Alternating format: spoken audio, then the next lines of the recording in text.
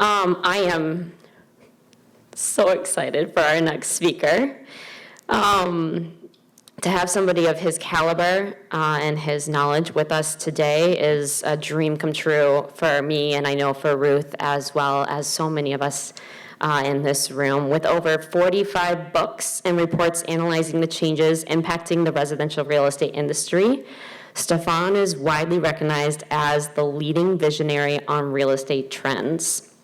His portfolio includes trends reports on business and residential real estate, technology guides, research papers, and as of this year, 14 annual Swanepoel Trends reports. They are a staple in our office. Every single person on our team gets a copy of them. We live and breathe by these each year. He's also known for the extensive study of the residential real estate industry commissioned by the National Association of Realtors called the Danger Report. He serves as chairman and CEO, of T360, host of the T3 Summit, which is unbelievable, and editor-in-chief of the SP200. Not only that, but Stefan's books have been featured on over 18 bestseller lists, including the New York Times, Wall Street Journal, USA Today, Huffington Post, CEO Read, and he's been ranked #1 in 4 different categories on Amazon. Yeah, he's pretty incredible. And we have him here with us today. So with over 1,400 talks and more than 1.5 million people, please join me in giving a very warm welcome to the one and only Stefan Swanepoel. Thank you. Thank you very, very much. Thank you. Good morning, everyone. So I think we have till noon together. So we have about an hour and 10 minutes. I talk fast. I have a Texas accent, as you can hear, right? So I talk funny. So if you don't understand something, and if your chair, don't worry about your chairs, I will squeeze by you. I tend to not stand still, so your chairs are fine, your feet are fine. I won't trip, I won't fall, and if I do, it's my fault, not your fault.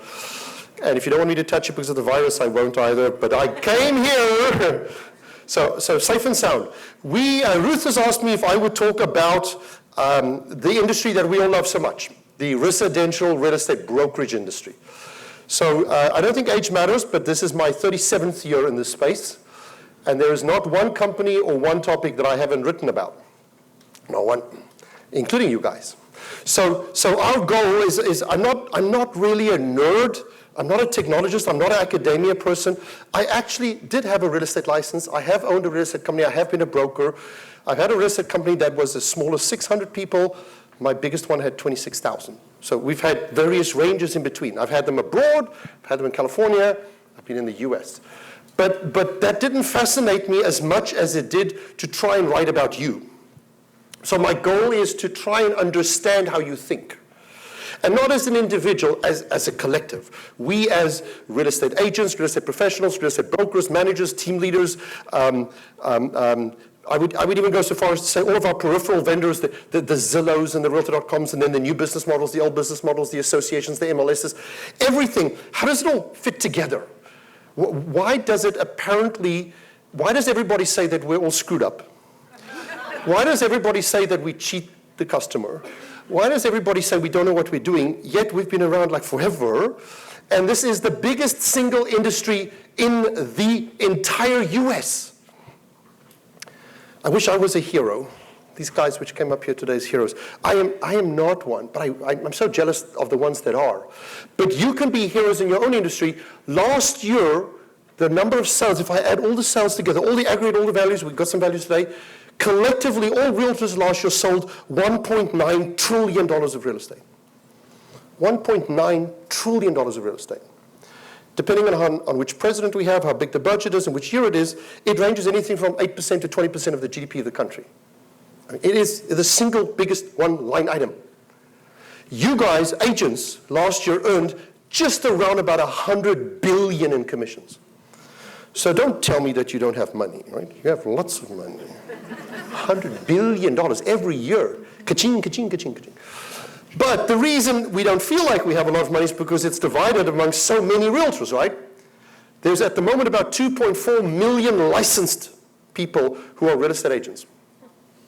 Only about 1.4 million of them are members of the National Association of Realtors or the state or the local association. So about a million are not. And of that 1.4, we tend to say a third is coming, a third is going, and a third doesn't know what they're doing.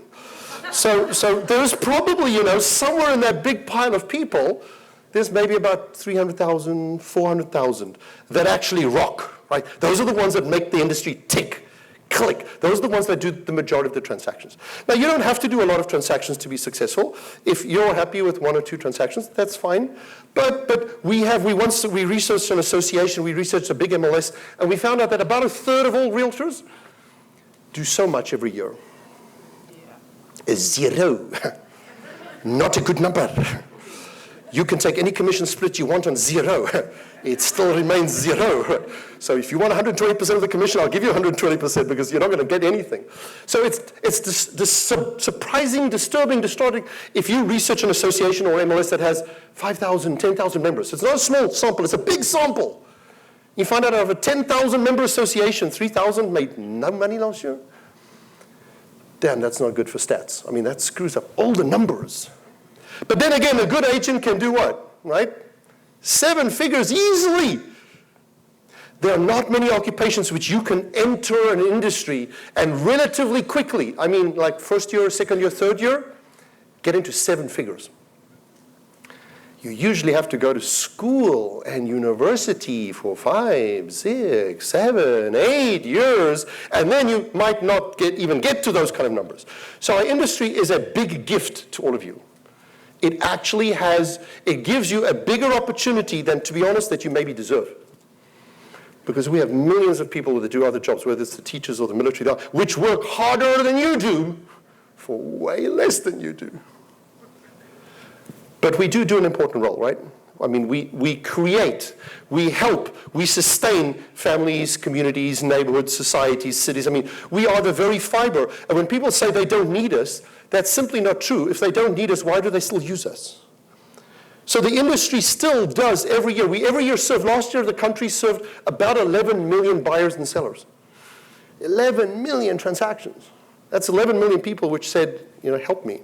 Now, it could be that they didn't have a lot of choices. Maybe they didn't know. Maybe they were ignorant. But we are there, and we have been there for a long time. So our industry is the largest, most complicated, most fragmented, most disjointed, successful, winning, wonderful, awesome industry. So Ruth said, could you explain to people how it works? All right. So that's a little bit harder. So where we're going to start in that journey, and we are going to take quite a while to get to this journey, but we're going to walk you through. I'm going to try and put all the pieces for you together. So my book count is actually up to 52, not that numbers even matter, because I now do one every 90 days. And we try and analyze. So none of my books carry advertising. We're not the media. I'm not Inman. I don't sell advertising, no fake news. Right? So we don't put out news. I'm not a news service. We are basically a research company. We try to make sense of why things work or don't work, and we don't care what the answer is. I'm not there to prove a point or not prove a point. So if you hear any companies today, if I mention any companies, remember I'm not here to promote your business, but I'm not here to knock your business. So when somebody says, what's the best company out there? Well, it's like asking me who's the best parent. Right? All parents are generally good parents. So is Keller Williams a good company? Yeah, sure. It's a great company. I think it's one of the 5 best in the world. But so is Remax. But so is Realogy. But so is Berkshire Hathaway. Yes, Redfern's an interesting model. Compass is amusing to look at. I mean, so there are many companies which do things. So it's not a pause. So when I use a company today, don't see it as a criticism. Just see it as an example, a case study. It's a placeholder so that you can better understand who or what they are. So the most frequent question which we get is something along the lines which is on the screen. What the hell's going to happen? What is happening? Am I going to survive? Am I going to make it? Are there disruptions? Will realtors still be around in 5 years' time? Now, the answer to most of that is yes. Meaning that, yes, you will be around in 5 years' time. You'll be around in 10 years' time. Yes, there is disruption. Yes, things are going to change. I mean, so that's the easy answer. But, of course, that answer is not satisfying enough, right? So you want a little bit more than just the yes answer. So let's try and see if we can explain it to you simplistically. And I mean that kindly, simply because we have only an hour together. I have 1 or 2 slides up here today, which is an 8-hour talk on the one slide. So I'm condensing. I'm trying to give you the sort of the 50,000 or 100,000 foot view simply because I think that many of you, that's all you need to actually know or understand. If you really want to know more, I'll sell you a 200-page book which will bore you to death, right? Now, you need the information, you should read it. But it's still going to bore you to death because it's not a Vogue, right? It doesn't have pictures in it. It's information. It's a heavy read. Our trends report is something you should read, but it's still a heavy read. You don't just read it cover to cover over a weekend. Then it's not going to happen. So I'm going to try and give you sort of the Cliff Note high version, right? And I'll try and make it as fun as I can. They claim, and this would be that they would be us, Harvard, Stanford, universities, research centers. The general perception is that almost all people, companies, entities, and even industries continually go through cycles. Now, we've all seen cycles. This seems to be the sort of the more generic one, the one which is widely accepted by a bunch of people. And the cycle basically has roughly 4 parts, 4 quartiles, 4 sections to it. The first one is when something is born, whether that's a person, a company, a community, a city, an industry, a job, a function, something is born, and it is usually beriddled, it's unknown, nobody cares for it, it's something which is relatively new. Then there's a stage which is the growth stage, which is the green stage, which it gets traction, it gets notoriety, it gets fame, it gets love, it gets attention, it gets money, it gets funding, it gets leadership, and suddenly things just go click, click, click, click, click, click, click, right? And the rocket starts picking up, and you see this, whether it's a Facebook or Google hockey stick projection, or a company which suddenly you say, where did they come from? I've never heard of them, right? They might have been around for 5 or 10 or 15 years, like Homes for Heroes, right? 10 years ago, when Ruth came to me the first time to a T3 summit, nobody knew who you were. Now look at you. You're all grown up, right? Super cool, 3,100 affiliates. But then at the same time, in 2 or 3 or 4 or 5 years' time, you're probably going to be at 5,000 or 10,000, right? Because you've now reached that maturity, that growth, that validation of a concept. People saying, oh, I get it. Why didn't you get it 10 years ago? It's just the stages through which growth goes. So now we look at our industry. I'm not looking at Homes at Hero, I'm not looking at Compass, I'm not looking at Redfin, I'm looking at the industry.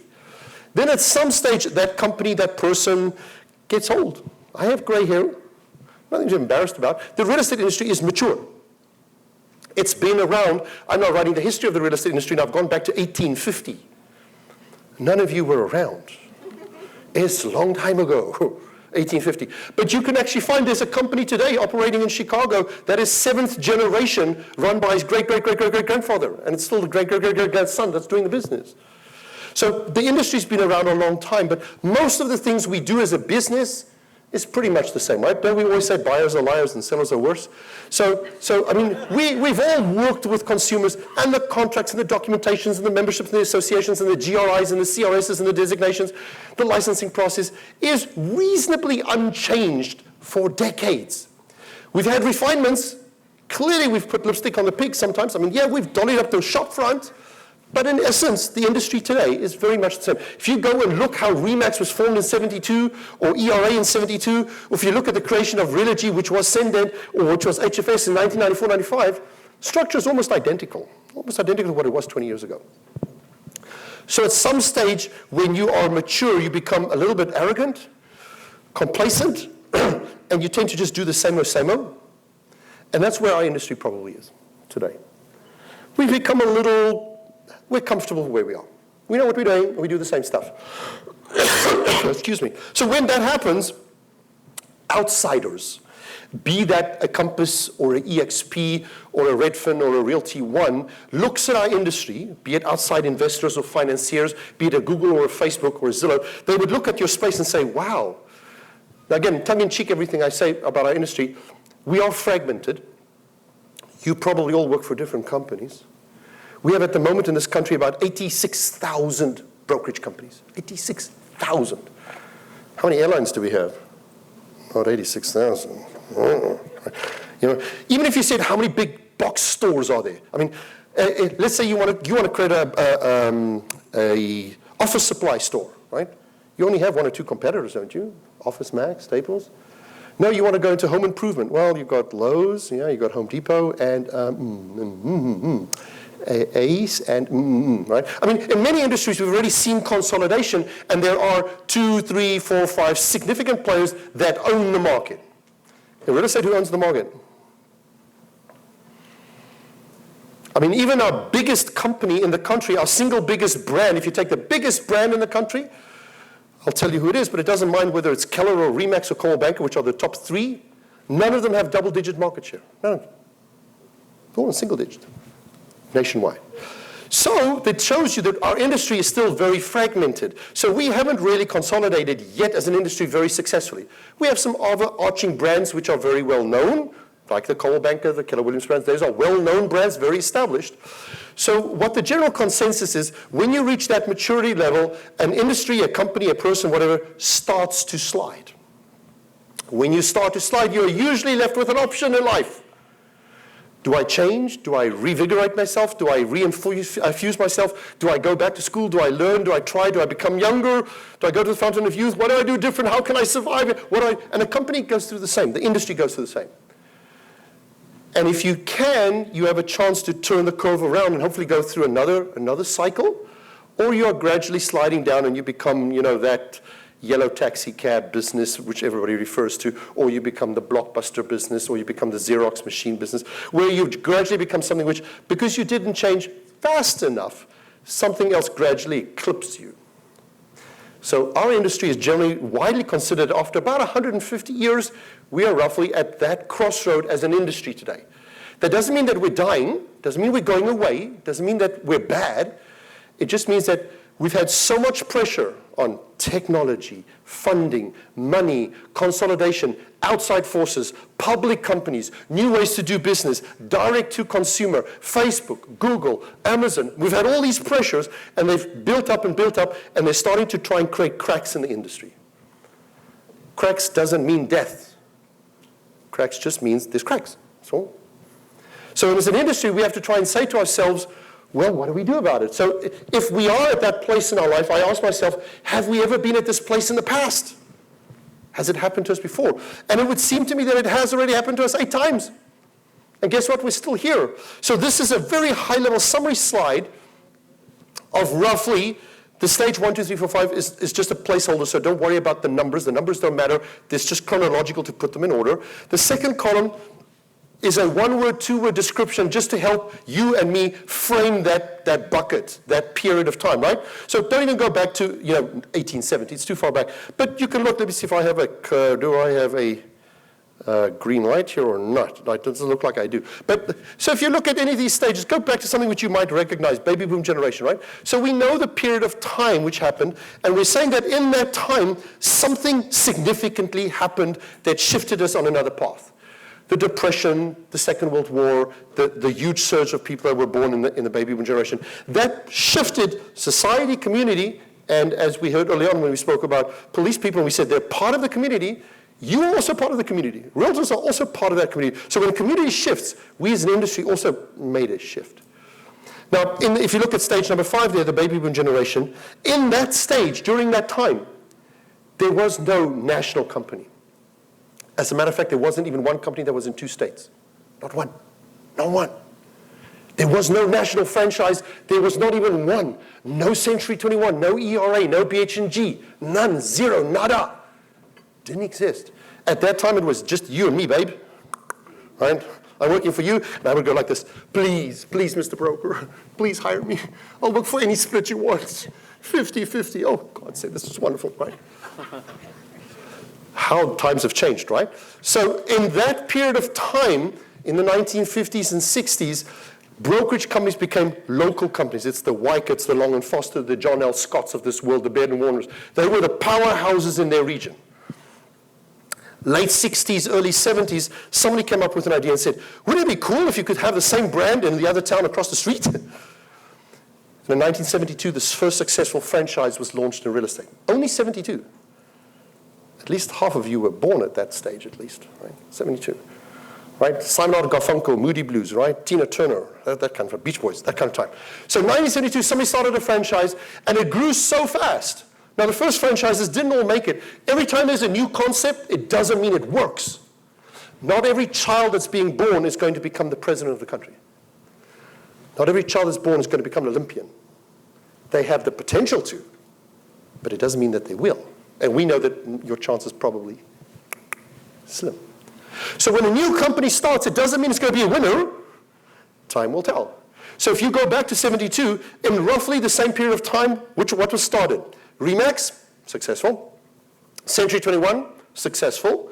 ERA, not as successful as the previous two, but unquestionably successful. Realty World, well, you don't hear so much about them anymore. Realty Executives, a little bit more regional, not as big as it was earlier and before. Red Carpet, well, not here at all anymore, at the moment, only in Canada. I think one or two places in Michigan, but very small. So different companies, a Gallery of Homes, completely gone. And Gallery of Homes was bigger than C21 at one stage. C21 has, I think at the moment, about 105,000 agents worldwide, 6,000 offices, right? So big numbers. So not everybody that succeeded, but the ones which did hit it out of the park. There was a time in 1974 or 5, which Century 21 signed one franchise every morning, every afternoon, and every evening for 2 years in a row, every day, 7 days a week. Nobody grows that fast anymore. So when companies now grow and a company takes a bunch of agents, everybody says, oh, wow, end of times. Well, there's been times which companies have grown much faster than what we're growing now. Again, it's just relative. By the time we got to stage 7, these franchises in 6, which had been successful, had grown to become such big companies that Wall Street, for the first time, took notice. And somebody said, wow, unbelievable. I thought this was a local mom and pop business. Guess what? I can see the gold jackets in Century 21 or blue jackets in ERA were everywhere. And Wall Street started getting involved, stage number 7, and they actually bought all 5 the biggest real estate companies in the United States. By 1986-87, the 5 biggest real estate brokerage companies in the entire US were owned by a public company. And you guys thought it only happened the other day? It happened way back in the 80s. But by the end of the 80s, you can see there, at the end of the 80s, mid-80s, the Wall Street companies realized that brokers are hard to deal with. Agents are tricky. They have opinions. They speak back. They want big offices. Unbelievably hard to herd a lot of agents. Why? Because we are so fiercely independent, right? We actually joined this industry because we love being who we are. And we acknowledge that we're not Dilbert, right? We acknowledge that we don't work in a corporate office because it's not who we are. So our specialness that created us is also sometimes hard to manage, right? It's hard to get, 140 agents together at an event. And if I say to you tomorrow morning, you all have to be at my office tomorrow morning, and I want you all to wear orange, you're going to tell me to go jump off a high place somewhere, right? But if you were all working for me and I was Home Depot, and I said, tomorrow morning, 6 o'clock, we're doing stock taking. I want you with your little orange frock at the Home Depot, and if you're not there, I'm going to fire your sorry ass. Right? You'll all be there, or you won't be working for me. But we can't do that in real estate. So what happened is corporate America thought that they could actually take all of you guys, put you into a store. One good example is Sears. So Sears actually took realtors. They actually had a Dean Witter, which was a agency. They had a mortgage company. They had an insurance agency. They had a real estate company. They put them in the Sears store, and you had to walk past the clothing section and the pots and pans and the lawnmowers to get to the real estate section at the back. How do you think that went? Could have told you, right, like a lead balloon. But they didn't know that before the time. So they tried it. It took them time to find out that it didn't work. So by the time they found that out in the 90s, they all started selling back their real estate companies to some other investor who said, I want to take a bash at it. Hence, in the 90s, we had the consolidation phase where people like Realogy bought up Century 21, ERA, BH&G, Sotheby's, Coldwell Banker, and it became one bigger umbrella organization. And at that same time, technology came, right? So 1994, remember Netscape? AOL, you've got mail. So if we go back to that period of time, it all started in real estate. In 1996, only 3,000 real estate web pages existed. In the following 2 years, it passed 1 million. You guys went berserk. In 1998, more real estate URLs were registered than any other industry, including porn, pharmaceutical, and technology. So when real estate does something, boy, we do it good, right? We do it real fast. So we got into technology, boots and all. We are now, we believe, according to all indication, in that stage 9 phase that started roughly 6, 7, 8, 9 years ago, when companies like the soft banks of this world and others, Sequoia Capital, started saying, wow, we've already invested in Google and Facebook and in eBay. We now recently invested into Snapchat and WeChat and Uber and Airbnb. We're looking for another industry to make money out of. Now, remember how much money you guys made in the last year? Remember, 100 billion? For those of you which question the number billion or don't know how big it is, just FYI, 9 zeros. So 100 billion is 11 zeros.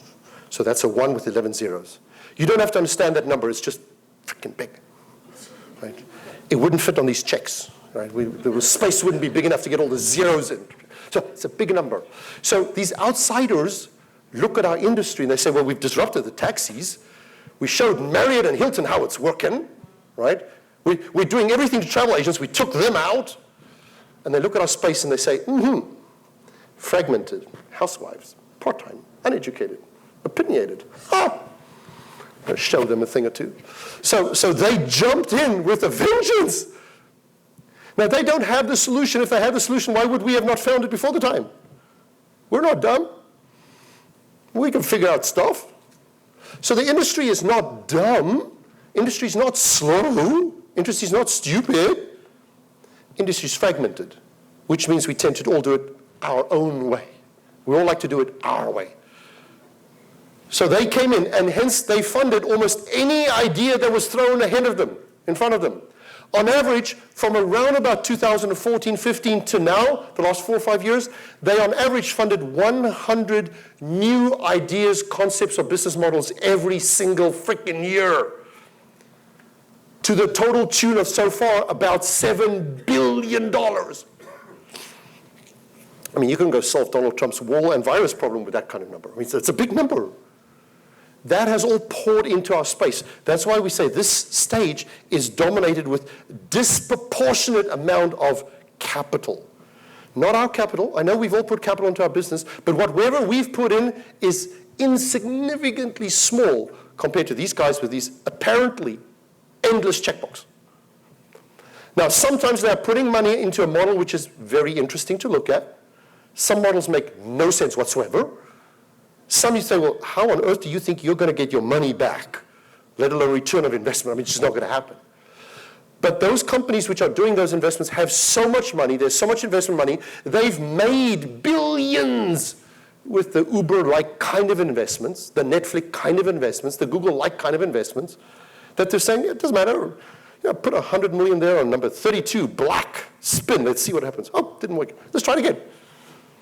Now, of course, they want to make money, and they probably will make money, but it doesn't mean that every initiative which is being played out there is going to be a home run. Like the franchising, half made it, half didn't make it. Do you really care? Do you remember? No. So we don't know. Now, we do look at the current race of horses and we say, well, it looks like Compass, it looks like EXP, it looks like Redfin are probably some of the front runners in that race at the moment. But if we're only maybe 5 or 6 or 7 years into the race, and the race is, every cycle so far has been roughly 14, 15, 16 years.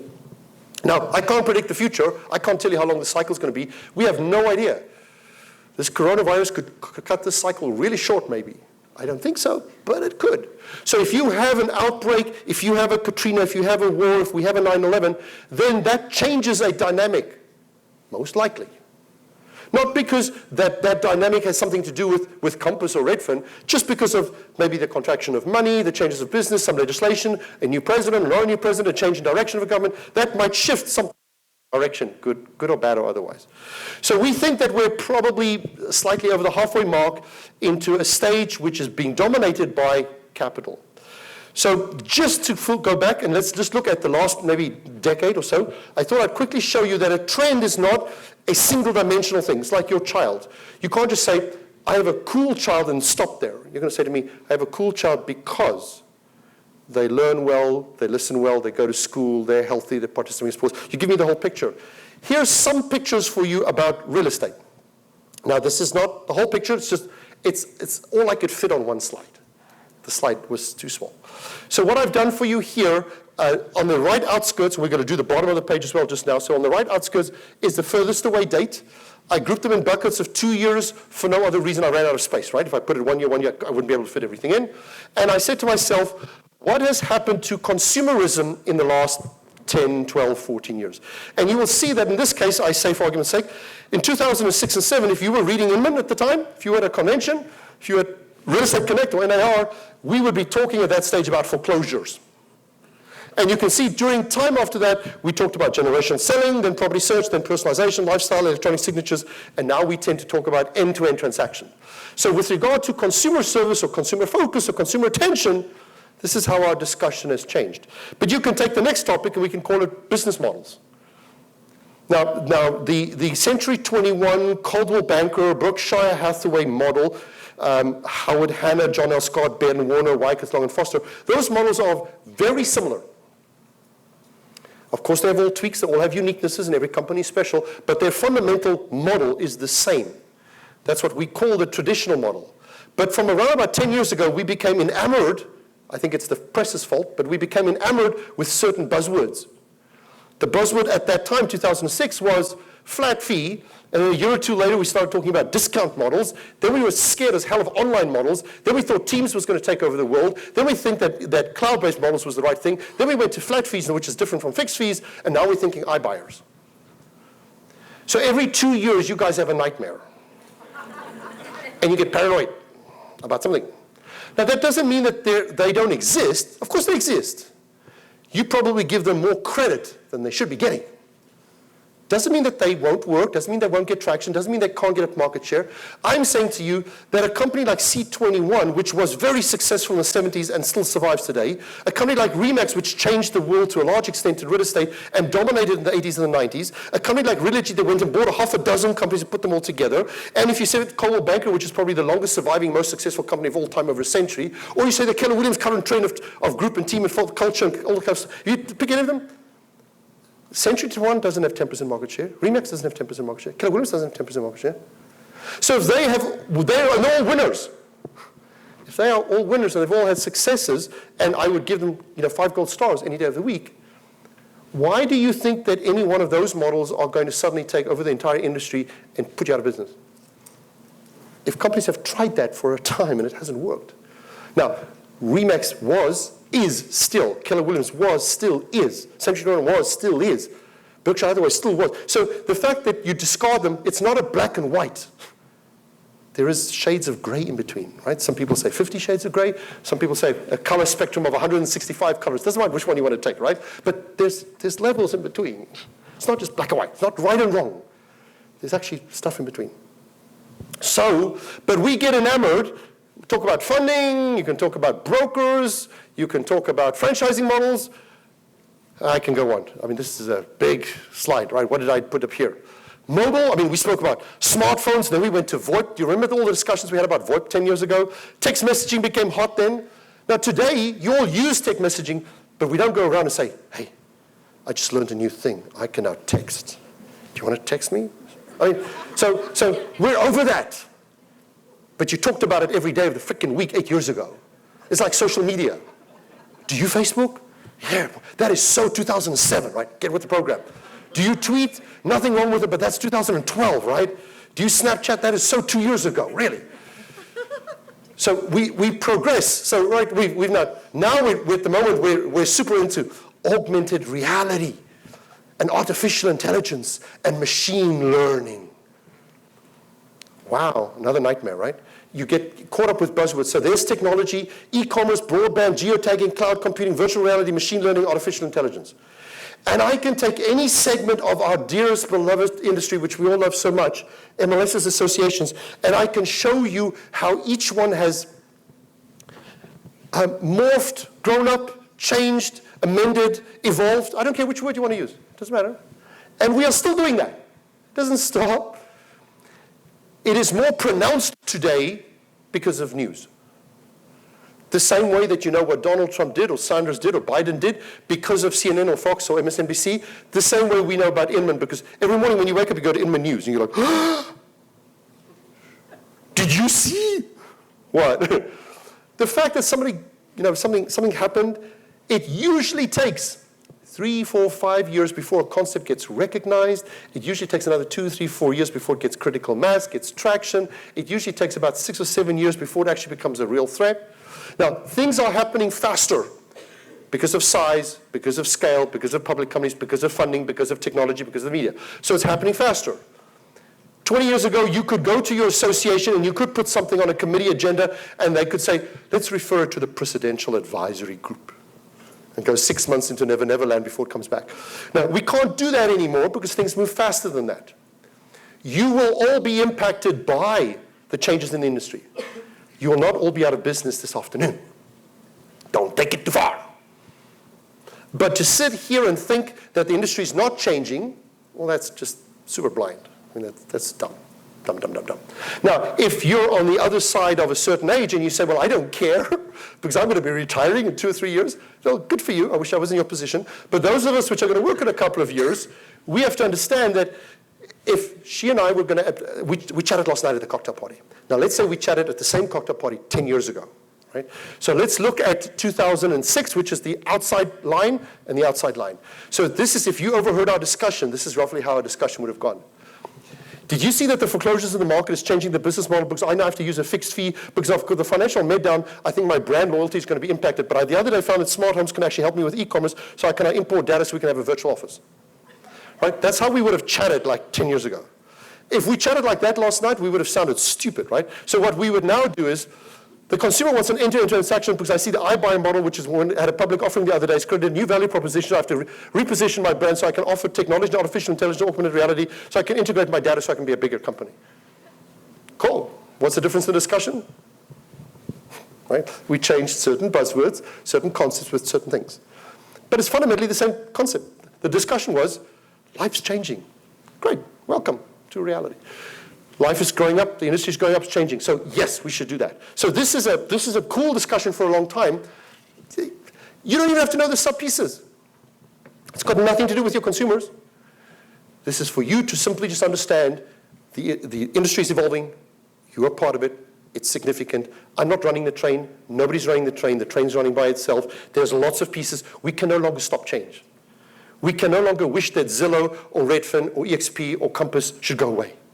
Not happening. There's no way it can happen. Just simply no way. Okay, so what is the goal of a new company? We tend to sometimes give them bad names, which is not fair, because all of us at some stage were new to the industry. So why would we tarnish a new company who's trying to test something? 10 years ago, Homes for Heroes was new. So there is constant renewal in an industry. So as much as you like the company which you're at, which I respect, there is a new company that might be trying something. So their goal is simple. You, and I pick any of you currently in your market, in your neighborhood, you have hopefully the market share, or you have a good market share, or you have a market share that you'd like to hold on to. They want to take it away from you. Remember the 100 billion number? They would like to get their hands on as big as a possible number as they can. Whether it's 1 billion or 2 billion or 3 billion, they just want as big chunk as they can. So they're going to go after the low-hanging fruit, the easy targets. Now, if you roll over and play dead, they'll walk over you. If you fight back, they'll just go on to the next person. There are enough realtors that do how much? No, they don't want this market share. But there are lots of people that don't read, don't care, just do their job every day. And there's nothing wrong with doing that. But then you are a little bit more open to attack. So the disruptors, guess what? They want to disrupt. Don't you Uber? None of you do Amazon? None of you have Gmail? Those are all disruptors. So you actually probably enabled a disruptor in another industry. So you, bad person, you suck. Because you actually helped another kind, sweet little mommy in another space go out of business because you supported Uber. So now because some taxi driver went out of business, he can't feed his family and it's your fault. This doesn't sound right? But I mean, we have put a taxi industry, we have put a Blockbuster out of business. You don't think people got hurt in the process? Sure. Do you like the new Uber or new Netflix or new Amazon model? Yeah. Who's got a Prime account? Who used it this week? Right? So yeah, sure. They're going to feel the same way about us. You cannot cry wolf only in another industry, not our own industry. They will come for you. Not because they don't like you. They want something new, they want something better, or faster, cheaper, quicker. Now, who said that a former taxi driver can't become an Uber driver? Who said that shareholders of Blockbuster couldn't buy shares in Netflix? Right? Who says that you can't be part of change? Of course you can. Of course you can. You will only not be part of change if you by choice decide to let it go. That would be a dumbass decision. Why would you do that? You've got the market share, you've got the notoriety, you've got the market, you've got the experience, hold on to it. But don't hold on to it stubbornly, hold on to it smartly, cleverly. I mean, make sure that you are reasonably current with change. Now, that doesn't mean that you have to adopt all of their models, because as I told you, some models won't make it. Doesn't mean that you have to accept everything. And I would also caution you not to try and do 10 things in a year. Remember Tom Cruise? You can't handle the truth. You can't handle 10 changes in a year. You don't have to. Most people are struggling just to get to one. If you can do one thing a year better than what you did the year before, you're going to be so far ahead of the rest of the market, you're fine.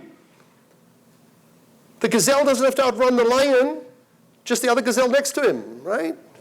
You just have to be better than other realtors. Don't have sleepless nights about if their model's going to work or not. Just be better than the people around you, right? Or outside this family or other competitors. So, they are going to put out change market perceptions. Of course they're going to do that, right? They're going to say they're great. That's propaganda. Military has to deal with that. Politicians have to deal with that. So grow up and deal with it, right? They're going to say things about you which is not true or it's exaggerated. Fine, sure. They're going to try and redistribute market share. You're not going to let them do that. And they would like to become a new dominant player. We have had, in those stages which I showed you just now, those different stages, I can go to every single stage and tell you the 5 or 6 or 7 or 8 biggest companies that were born or created in that stage, and I will point to you to the half that didn't make it and the half that did make it. Again, Coldwell Banker, just an example, created in 1906. I'll give you 100 years of reasons why it shouldn't have made it. I mean, Coldwell Banker, what is it? It's not the first name I would have picked for a real estate company, right? Banker? It's confusing. It's got nothing to do with name or brand, right? They built a great company over time. It's a good, solid company. Now, you could say to me, oh, well, I know a person who left, I don't know, pick any number you want. I know somebody who left Keller Williams to go to Remax. Sure. There's not one company that I cannot give you names of people that they left that company to go to another company.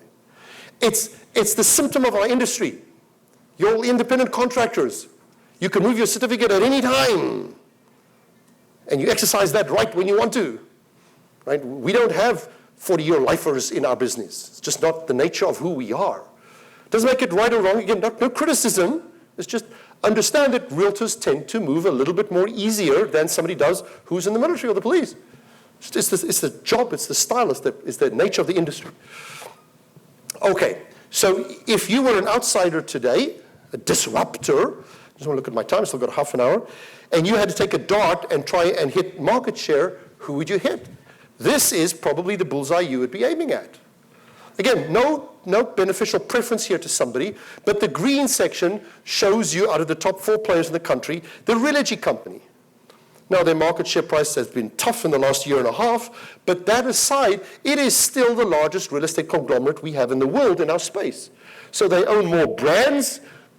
They have very successful brands. They have more brands in the top 10 than anybody else does.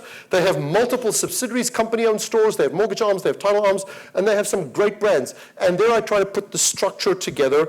NRT has now just been rebranded called Realogy Brokerage Services, but it is fundamentally exactly the same structure still.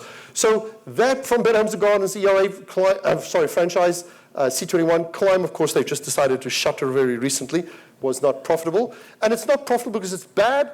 It wasn't profitable because it's small. I think they had 126 agents. So 126 agents is a teeny-weeny number when you're fighting Keller Williams, who has 165,000 agents. Right? Today's world, quality and boutique and small, it's important, but it's challenging. It is hard when you're competing against Walmart, Amazon. There is a local store, sure. There's local stores everywhere. But they all struggle against Amazon or Walmart just because of the volume and the scale and the Home Depot and the numbers.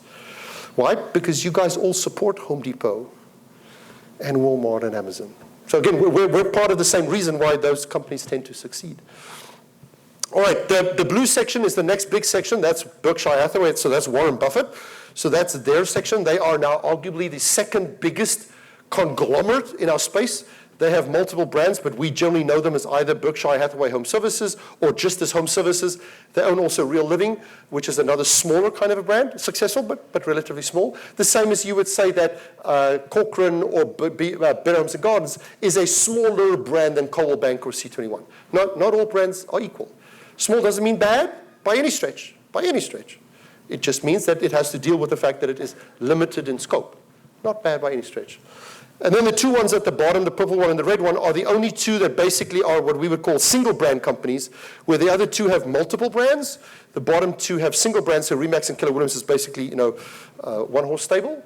That has a limitation from the point of view that when you aggregate everything together, the two other companies are bigger than the bottom two. But however, if you look at a single brand, Keller is actually number 1 and Remax is actually number 2.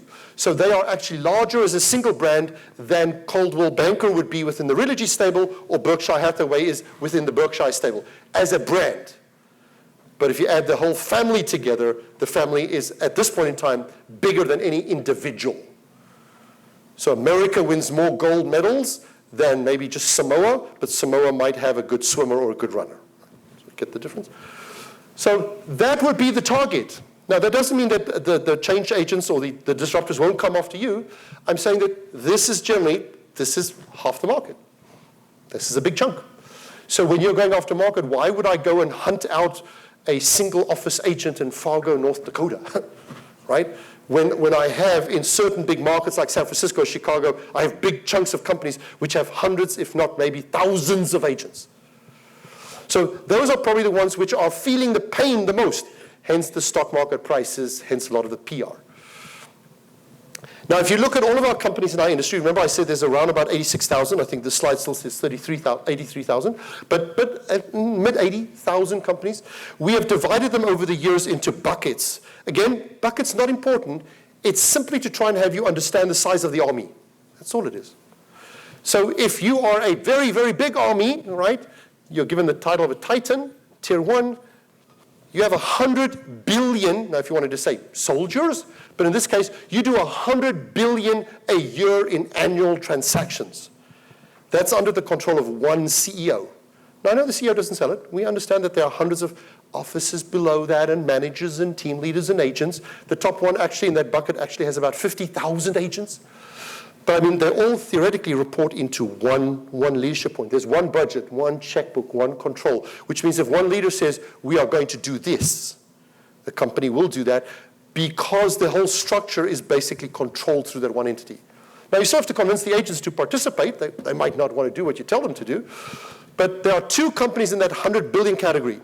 Compass is the first company to get close out of the new batch.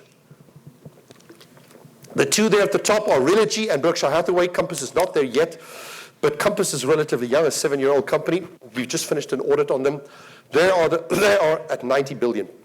So their growth over the last couple of years is the first. The previous successor, which they just surpassed, Douglas Elliman and Howard Hanna, which were only in the 30 billion range.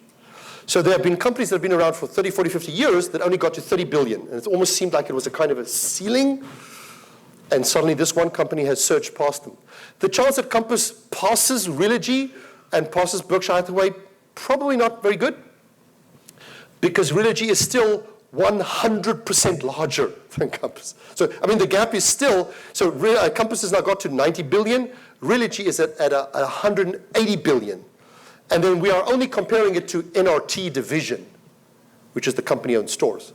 So they are half of NRT's one division. And NR has 7 divisions, so there are lots of other stuff. So even if they were to get to that number, they're still only at 1/7 of the company. So we don't think it's a serious threat, but clearly the stock market thinks differently, right? So you have Redfin at the moment, which has got one of the best market capitalizations in the industry. EXP is doing very well, and Realogy is hurting. This week, you could actually, a few days ago, the stock price for Realogy and the stock price for EXP was almost identical. So you could actually, at one stage, actually do you could almost do a swap. And the one company has 25,000 agents, and one company, the other one has 300,000 agents in 104 countries and has 7 brands. Right? So we know that the stock market is playing havoc with share prices at the moment.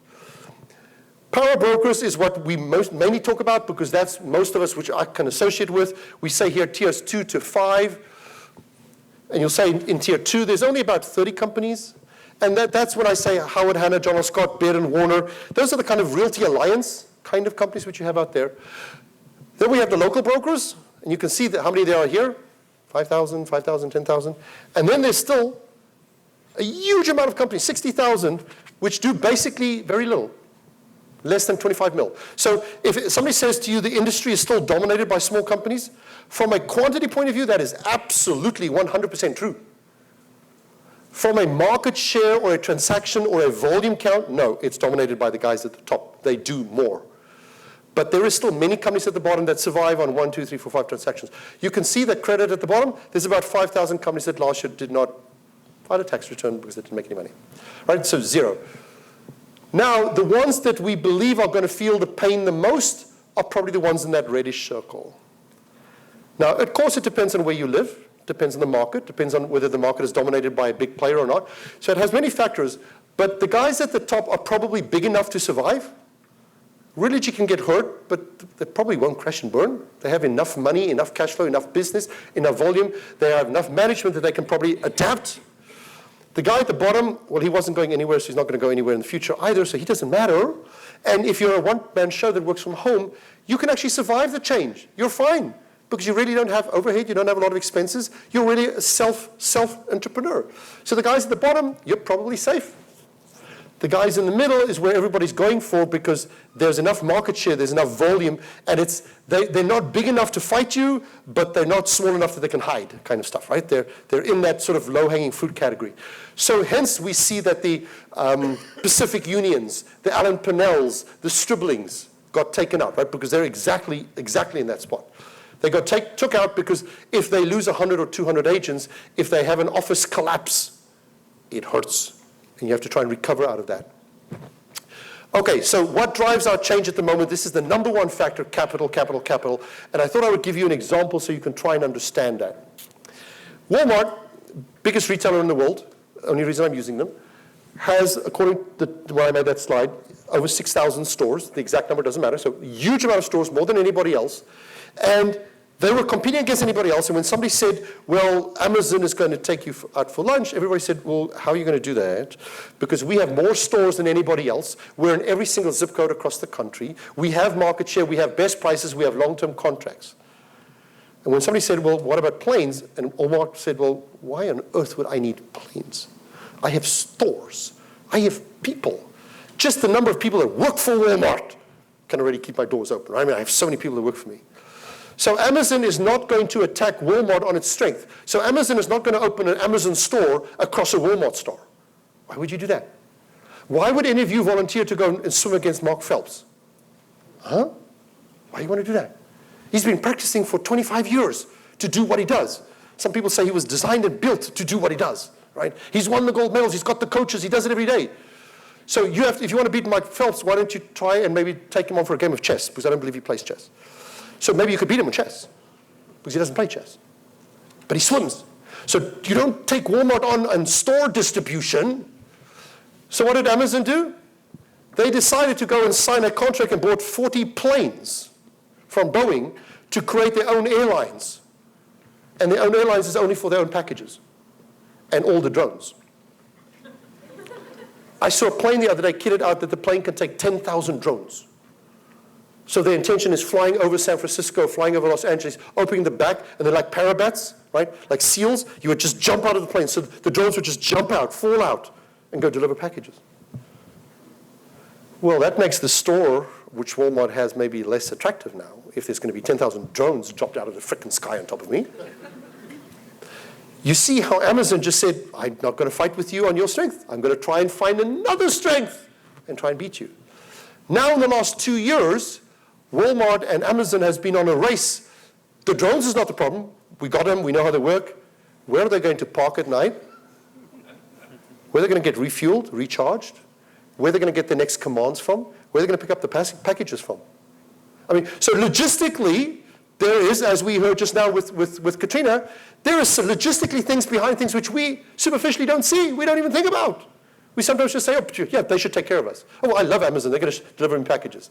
How's the package going to get to you if there is no distribution center? So now they have started, for argument's sake, they've been putting up towers and trying to get the pattern. Just like you have a cell phone tower, they want to have an Amazon drone tower where the drones can fly to go get charged and go pick up packages and get new commands. And wow, complete change of the rules. So if Compass or EXP or Redfin are going to fight with you, yes, salaried agents is a concept. Why? Because you're not salaried. I mean, they're going to use virtual. Why? Because you don't do virtual very well. They're going to try and do the things that they think you can't or you don't want to. That's how you fund that. So when you get to that kind of changing the rules, you have to become big enough to be able to sustain that. So I thought I'd give you two examples before we get to the real estate example. So here is an example. On the left-hand side, you have Apple. And you can see I put different dates there, last year January and this year January. And the value there, 820 billion or 1.3 trillion. You can see the stock market fluctuates. Again, understand that number just as a big number. Don't try and understand the actual number. The number is not important. Look at the companies on the right-hand side. In my opinion, basically all credible. So Intel, IBM, Texas, Qualcomm, Cisco, I mean, great companies, Sony. They're all still in business. They're all still doing well. So, I mean, Cisco isn't failing. This year, January, Cisco was still valued at 88 billion. None of you have ever even seen 1 billion. Realogy today in its totality is only worth 600 million, which is a $500 million. The entire Realogy, everything Realogy owns is a $500 million.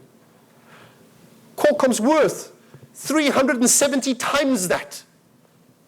Yet, everything on the right-hand side is only equal to what's on the left-hand side. So just think for a second, you won the lotto. You won the Homes for Heroes lotto. It was announced 10 minutes before I started speaking. And the total prize for this lotto is 1.3 trillion. Right? And you're going to get the check in the next 10 seconds. You're coming up to stage, come and collect the Homes for Hero $1.3 trillion lotto prize. But you have 10 seconds. You have to spend it. Are you buying the left-hand side or the right-hand side? Right? Tough call. And this is a money-takes-all winner deal, right? All your money's got to do. You can't say, well, I want a little bit of shares of this one and this one. I want to put some. You've got to do a full sweep. Now, here's another one, example. Amazon on the left-hand side. Look on the right-hand side. Walmart, Target, Macy's, Kroger's, Nordstrom, all the way down to my wife's favorite shop, Home Depot, Costco. Home Depot is worth 261 billion. Again, to confirm, Realogy is not even 1 billion. So Realogy is half of just this last number. So the left-hand side is profitable today. I know Macy's is struggling, and I know that Nordstrom is struggling, but the left-hand side still has stores. They're still open. The left-hand side, with the exception of a few Amazon stores, and of course a few Whole Foods stores, generally doesn't have stores. We all have accounts on the left-hand side with Amazon, I get that. But you want to honestly tell me you don't shop on the right-hand side? None of you go to nothing on the right anymore? You've all washed your hands, right? None of you go to Macy's or Nordstrom's or Home Depot anymore, right? So again, you want that, what's it, 2 trillion in this case. Where are you going to invest it? Left or right? And I really think that the answer is a tough one. We all love Amazon, but we all know that it's not still making money. We know it's profitable. We know it's growing. We know that the right-hand side is struggling. It's fighting with existing paradigms in stores, but we still love them. We still shop there. Now you can see where we're going in real estate, right? Which side are you? You're probably the right-hand side, right? Traditionally, most of you. Now, maybe as an individual, you might say, well, yeah, I'm a very progressive thinker. I used Yahoo this morning. No, I get that. Cool. Good for you. But as a rule, most real estate companies are built on the right-hand side and not fundamentally built on the left-hand side. The right-hand side has rules and regulations and paradigms and stores, and it uses technology. The left-hand side is technology. It happens to have some rules and regulations and some stores. The core on the left-hand side is totally driven by technology. All the stores are superfluous. They're extra. They're part of operations. On the right-hand side, the store is the business. The technology is the website or superfluous or the online stuff. So there's a fundamental difference. So now if we go to real estate, and if I give you these numbers, you're welcome to take a photo. I would just ask that you not publish this photo. You're welcome to take it for your own purposes. There's nothing to hide. But these companies that I'm going to put up here are not for sale. So don't give any indication to somebody that they are for sale or that anybody's worth something. In the public arena, it's easy to determine the numbers because all the entities I gave you are public entities, so you can see a stock price. In our industry, Remax is public, Redfin is public, EXP is public, Realogy is public, and Berkshire, but it's in a bigger company. Otherwise than that, it's not. So the Howard Hannahs, the Baird & Warners, the Wyckott's, those are not public companies. So how much are they worth? There is no official way to tell. But we've had enough transactions in the last 10 years. There's maybe been about 1,000 meaningful, large transactions. So if you look at the PE ratios and the EBITDA and the numbers and the calculations and the per agent and the per office and the per whatever, you can get to some kind of a ballpark number. You can say, well, it's sort of in this kind of a range. So I've used that sort of kind of a range to come up with valuations. But the numbers don't matter.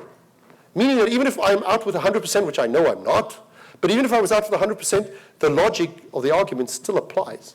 So on the left-hand side, I've given you Realogy, right? Biggest company, Coldwell Banker, C21, the rest. Remax is a single freestanding brand. Keller Williams is a freestanding brand. Now again, I'm referring to the entity, right? I'm not referring to your individual office or franchisee. I know they're independently owned and operated. I'm talking about the holding company. Then Berkshire Hathaway, which not only has the BHHS and the HSA franchises, but they also own a bunch of individual stores which they bought over time. So I've just put up some well-known ones there. Intero, Kentwood, Long & Foster, Wood Brothers, Reese Nichols are just some of their very well-known brands. And then below that, because my number still wasn't big enough, I went and looked at independents and just put a bunch of independents there, which I think are, in my opinion, probably some of the best ones in the country. No particular order. I think it's alphabetical, if anything else. But you can see Lyons, Sanders, Sipsey, Klein, Keyes, Watson, doesn't mind Windermere. These are all, in my opinion, great companies. So I try to calculate what they were worth. And the total value of everything on the left equals to less than what's on the right. So Zillow's valuation, January last year, was 7 billion. This year, February, it was 12 billion. I see as a result of the coronavirus, COVID-19, there's been a stock market reset. So the Realogy value has gone, the Zillow value has gone down. But then I would argue if the Zillow value has gone down, then everything on the left-hand side has probably gone down with roughly the same. They're not public companies, so you can't see that. But there's no reason that one would go down, not the other one. So our industry is no different, looks no different, what I do with my water, looks no different to what the Amazon or the Apple example was, right? You have a relatively new, Zillow is now 11 years, 12 years old. You have a relatively new company which was born in 2006, so it makes it 13 years old. So you have a relatively new company that is predominantly tech-driven. Now I know they don't sell real estate per se, but with their iBuyer program and their leads and their lead generation referrals, it is hard to argue that they're not looking like a duck, walking like a duck, quaking like a duck. And there's nothing wrong. Who said they can't be a duck? I mean, if they wanted to be something, they can. They have as much right to be one as you do.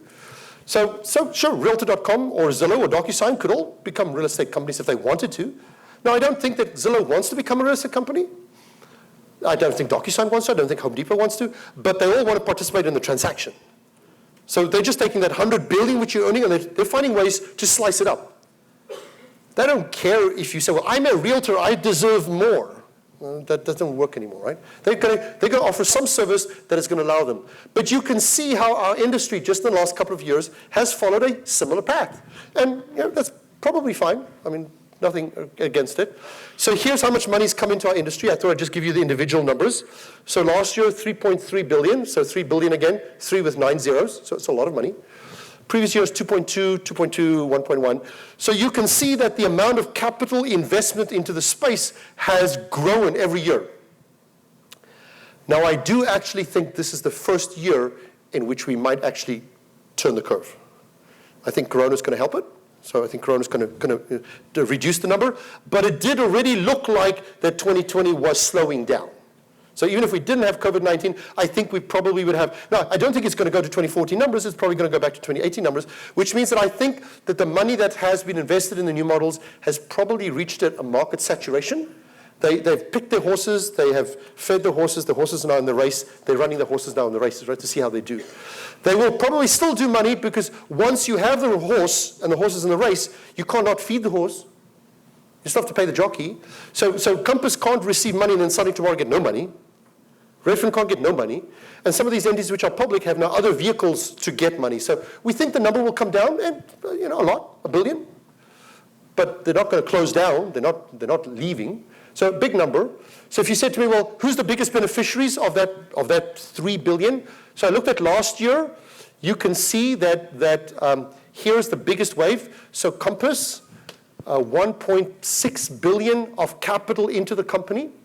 Now again, before you argue whether that's good or bad or otherwise, let's just say you and I are competing in the market. She works super hard, I work hard, right? She has kids in the biz, I have kids in the biz. She works weekends, I work weekends. I work till Saturday, she works maybe just a little bit more, she works into Sunday. Right? So we're reasonably comparable. She put 50,000 into a biz, I put 49,000 into my biz. So we're hustling it out and we're equal. Now Warren Buffett walks into the room, or whoever you would like to say walks into the room and goes to her and says, I really like you very much. You're such a great person. I love your vision, everything. Here's $1 billion. Is that going to make her a tougher competitor for me? How can it not? We were comparable at one stage. She just got this gift of $1 billion. Now, when she does something the next day and she makes a mistake, what you guys do, you look at her and you say, oh, you made a mistake, I'm going to tell. Really? You got, I don't know what, 50,000, 100,000, 200,000. She's got $1 billion and she now made, I don't know, $100,000, $200,000 mistake. You really care? Do you think she cares? When you have that kind of money, you have to do lots of things. You have to do it quickly. You have to show results. You have to show that it's working. Otherwise, the investor might say, well, I want my money back. You're not doing well. I don't want post office rates. Don't give me 0.5% of my money. I want 20, 30, 40%. So the companies which get money, whether it Compass is Open Door at the bottom with 1.5 billion, OfferPad just under $1 billion, Knock at around about $500 million, those companies are on a tear to prove that what they believe is their model works. And their models are all different. I will talk about their models, but their models are different, but they are still doing it reasonably fast. So here's 3 that I just lifted out, only because they are the most active. Compass is a top 3 brokerage at the moment in the country, not as a brand, as a brokerage operation.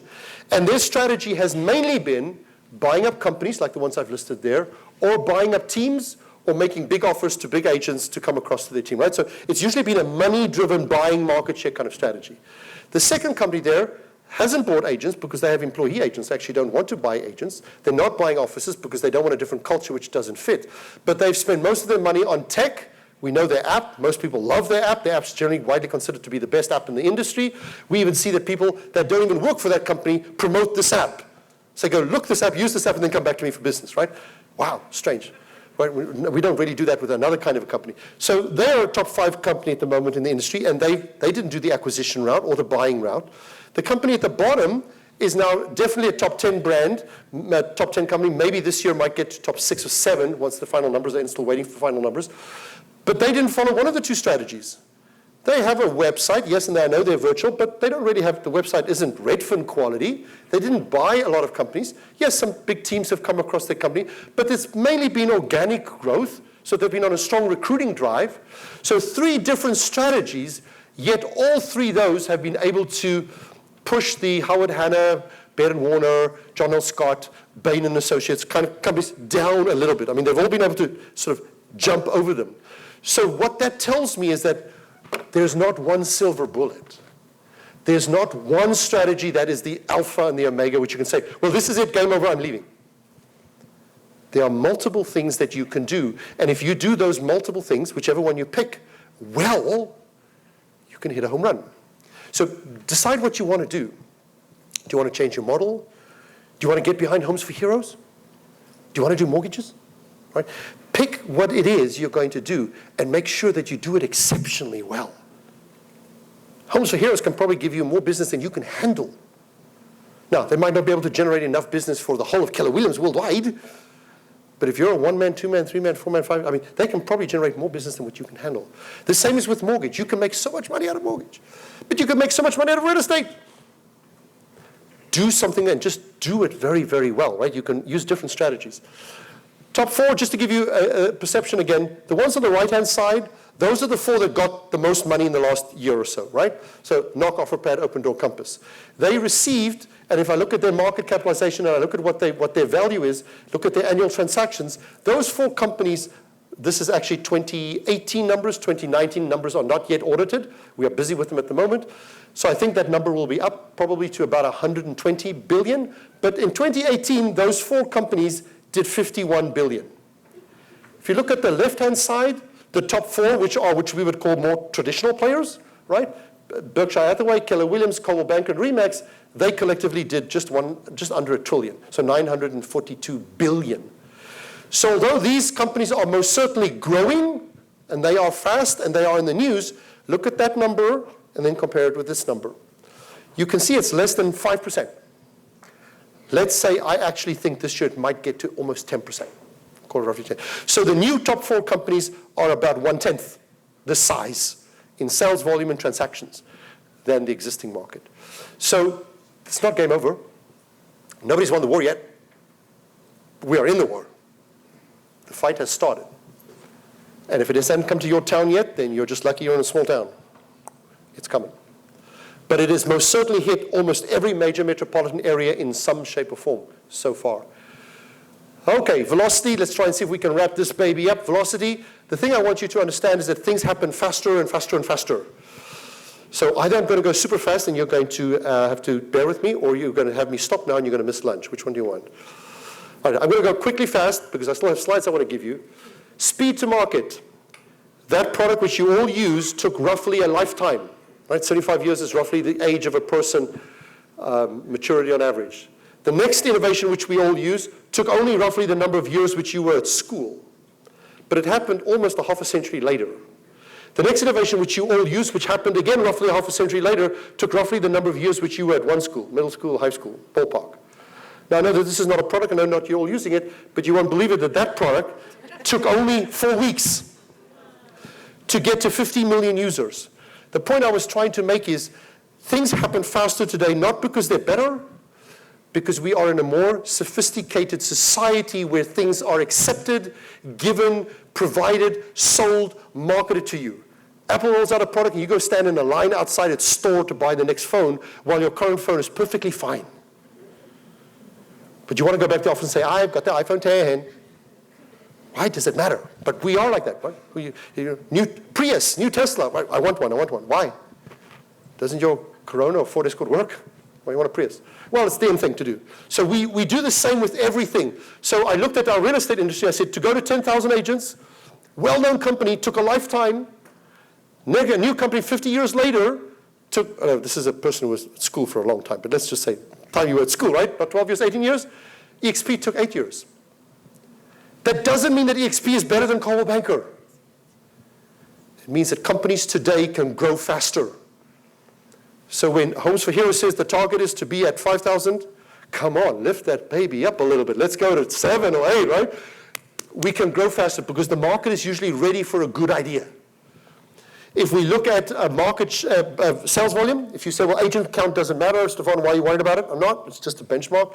Here's 10 billion in sales. Here are some great successful companies across the country that in the previous century took a half a century. Right? They took 40 to 60 years, it's 4 to 6 decades, half a century, to get to 10 billion in sales.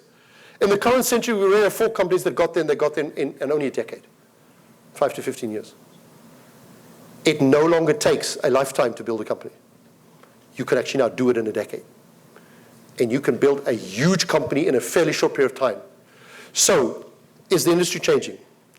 My conclusion is, without a shadow of a doubt, we are in the middle of stage 9. We're probably at the 60 or 70% mark.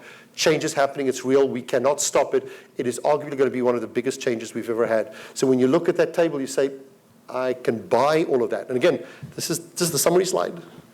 But I think we can get all of that. I'm going to skip over that. I'm going to skip over that because I can talk about these, about best in class and size and agents and transactions. Take you back to the slide and say, I think we're at that junction. I really do believe that. And that is 52 books. Nobody's written more real estate books than I have. Nobody. Gary Keller's next and he's at 6. And nobody's close. I know the space. And I'm not trying to sell you any product. I'm not here on behalf of Zillow. I'm not here on behalf of Compass. Right? I don't work for them. I'm a realtor. I just care about it. Instead of me knowing your neighborhood, I know the industry. And you might say, well, I don't know everything. Sure I don't. Do you know everything about your neighborhood? No. But would you like me to come to your neighborhood and within one day tell you what you know about your neighbor for 20 years? Don't you think you know more about your neighbor than I do? How can you know more than I know if I have for 37 years done this 2,000 hours a year, every year? It's what I do every single day. Right? I have visited every single company. I've looked at every single company's software. I do it every single day. Not to try and find the winner, to find the difference, to find the reason, to find where we're going, what we can do about it. I think we are at a delightfully wonderful, exciting period of time, and here's the only things that you have to do as a takeaway. If you forget everything else I said, this is all you have to do. Understand that not everything that you have is bad, but it's also not good. So be willing to discard some of the things that you've traditionally done for something new. Be careful, look, don't throw the baby out with the bathwater. Yeah, sure, but be willing to discard. Look ahead. Whether you read my Prince report, whether you go to NAR convention, whether you get information from Homes for Hero, understand that it's changing very rapidly. Have some kind of a plan, strat plan, business plan, one-page plan, critical numbers, key numbers, KPIs, roadmap. Whatever works for you. You can follow the Tom Ferry method. You can follow the Brian Buffini method, the Dirk Zeller method. I don't care. You have to have a plan, and the plan has to be broad and open-minded. And once you have a plan, make sure that you move on it. Stay focused, accelerate, and understand that change is happening, and all you have to do is just stay the course. Don't give up. You're not as smart as you think, but you're not as dumb as people say you are. You can absolutely fight against them. Compass is just an aggregation of traditional agents which went to work for another brand. EXP is people which used to work for Keller, right? They're your people. You know them. They're not bad people. They're good people. They're working for a different vision, a different brand. That's good for them. Go for it. Create your own vision. Create your own brand. Have a huge success. Thank you for the invite, and I will hopefully see you again in the future. Take care. Thank you. Thank you for checking out this great video from Success Camp 2020. Make sure that you save the dates of March 12th and 13th to attend Success Camp 2021, which will be hosted in the city with the best beaches in America, Clearwater, Florida. As we do every year, we'll be committed to making sure that Success Camp is the #1 event for real estate agents and mortgage lenders who are committed to growing their business by serving the heroes in their community. And make sure that you subscribe to the Homes for Heroes YouTube channel, where we publish great content to help you grow your real estate or mortgage lending business.